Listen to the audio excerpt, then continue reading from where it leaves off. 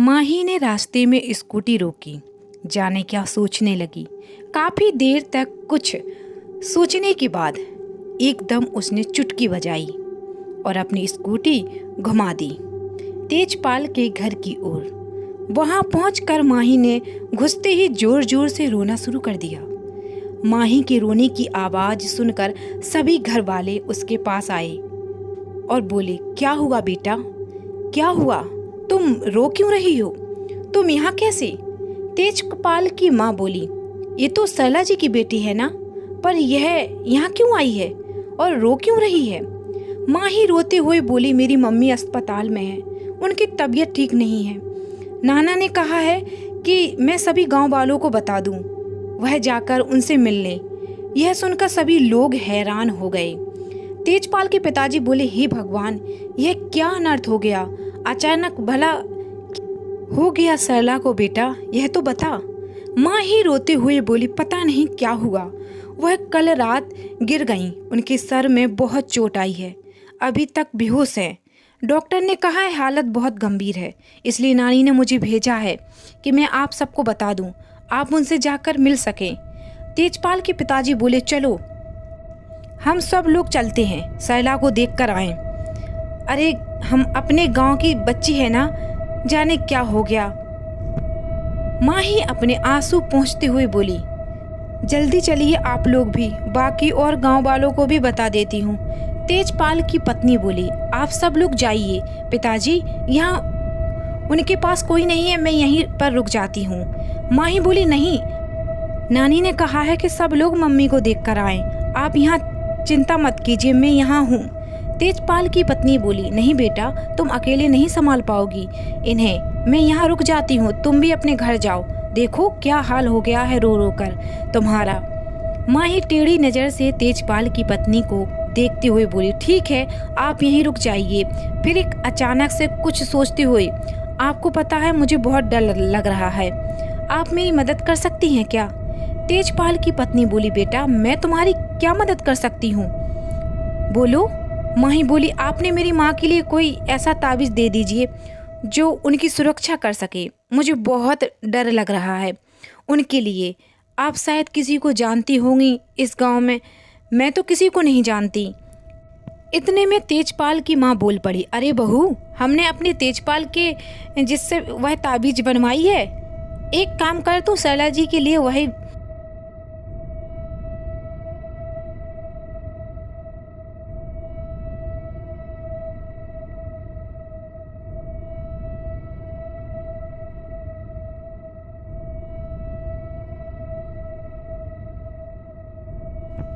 तेजपाल की पत्नी बोली, पर अम्मा घर पर तो कोई नहीं है। माँ ही बोली, अरे आप फिक्र मत कीजिए, थोड़ी देर की बात है ना, तब तक मैं हूँ यहाँ पर, आप जल्दी से जाइए, जल्दी से आ जाना।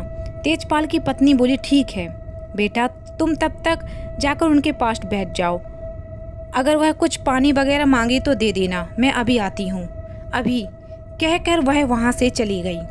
तेजपाल की पत्नी के जाने के बाद माँ ही तेजपाल के पास गई जो कि सो रहा था।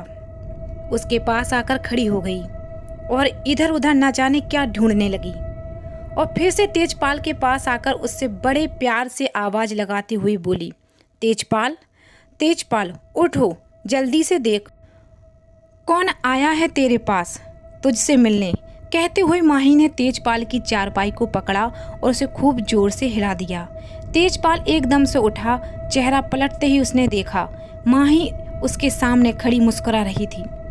माही को अपने सामने देख तेजपाल के पसीने छूट गए, उसका दिल बहुत जोर जोर से धक धक होने लगा।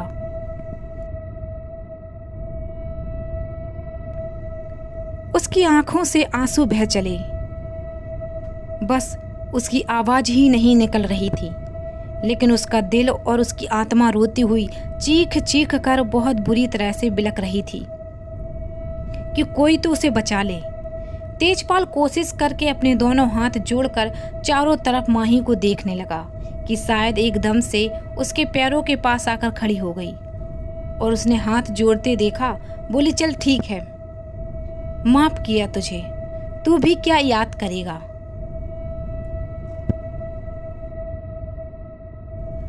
माही एक डरावनी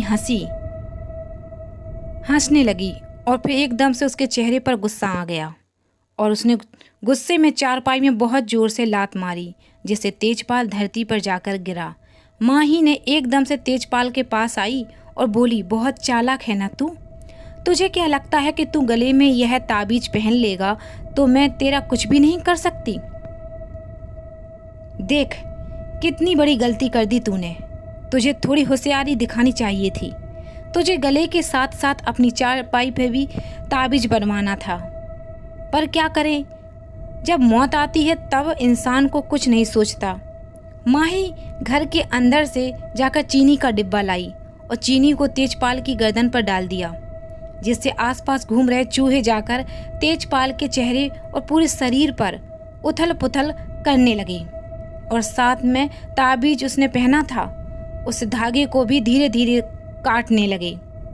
माही यह सब देखकर बहुत खुश हो रही थी। माही के अस्पताल से जाने के बाद मामी एकदम से ध्यान करती हुई बोली, हे भगवान, मैं तो ध्यान ही नहीं रहा। माही को नहीं भेजना चाहिए था। नानी बोली, क्या हुआ बहू, तू ऐसे क्यों कह रही है? मामी बोली, अरे माँ जी, आपको नहीं पता, माही की तबीयत ठीक ना होने की वजह से कल रात वह बेहोश हो गई थी और कमरे में गिर गई थी, जिसे चोट आ गई थी। आपने देखी नहीं कितनी खरोंचें थी उसके चेहरे पर और हाथ पैरों पर भी। हाथ पर तो दिख रही थी। नानी बोली, नहीं बेटा, मैंने तो ऐसा कुछ भी नहीं देखा। उसके चेहरे को तो बिल्कुल भी ठीक था और उसे देखकर लग ही नहीं रहा था कि उसे कुछ हुआ होगा।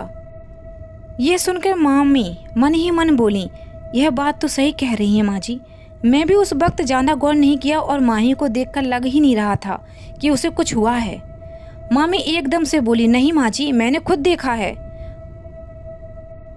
माही को चोट लगी थी। आप एक काम करिए, उसे फ़ोन करके मना कर दीजिए, उसे परेशानी होगी वहाँ जाने में, उसे बहुत चोट लगी थी। मैं बता रही हूँ आपको। नानी बोली, ऐसा नहीं है, थोड़ी बहुत चोट लगी होगी, ऐसे तो लगती रहती है, और अगर उसे इतनी ही चोट लगी थी तो तूने उसे डॉक्टर के पास क्यों नहीं भेजा उसे, और अब तक तो वह पहुंच भी चुकी होगी। मामी बोली, हाँ उसे चोट तो लगी थी, लेकिन पता नहीं मेरे दिमाग से यह बात निकल गई कि उसे डॉक्टर के पास ले जाना है।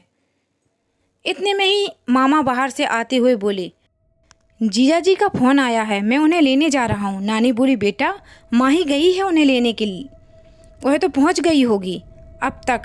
मामा बोले, नहीं माँ, माही नहीं पहुँची है, वह जीजा जी बता रहे थे उन्हें वहाँ पहुँचे हुए काफ़ी देर हो गई, पता नहीं माही कहाँ है। मामी एकदम से खड़े होते हुए बोली, कहीं ऐसा तो नहीं उसकी तबीयत फिर से खराब हो गई हो कल रात की तरह और वह घर पर हो? एक काम करती हूँ, मैं आपके साथ चलती हूँ, मैं घर पर जाकर उसे देख लूँगी और आप जीजा जी को लेने चले जाना।